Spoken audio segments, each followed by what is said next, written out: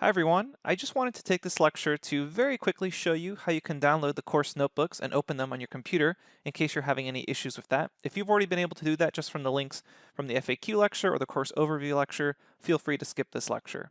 But basically all I'm going to do here is show you how you can actually download the notes from our GitHub page.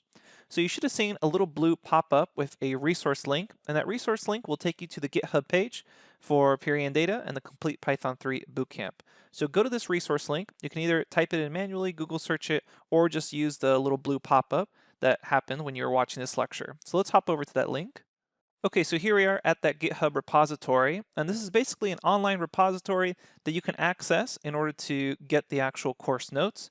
You'll see here how the course notes are organized. We basically have it numbered off by section, and then inside of these sections, you'll see the notebooks themselves, and the notebooks are titled both so that their lecture title matches as best we could with the notebook title, and then we also have them kind of numbered so you can go through them in order.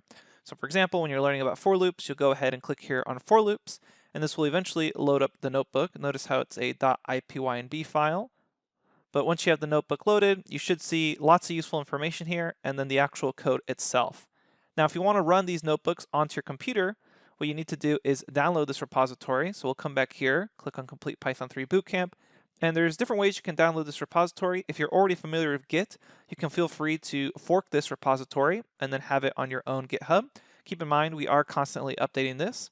But what you can do also to just get the files locally is click here where it says clone or download, and then click on download zip, and that will download a zip file which you can then unzip, and that will have all the .ipynb files that you can then access using your Anaconda Navigator, as we showed in the Running Python Code lecture. All right, that's just a very quick overview of how to get the notes. If you ever have any questions on this, feel free to post the Q&A forums, but definitely check out the FAQ lecture where we have more detailed instructions on how to do all this. Okay, thanks everyone. We'll see you at the next lecture.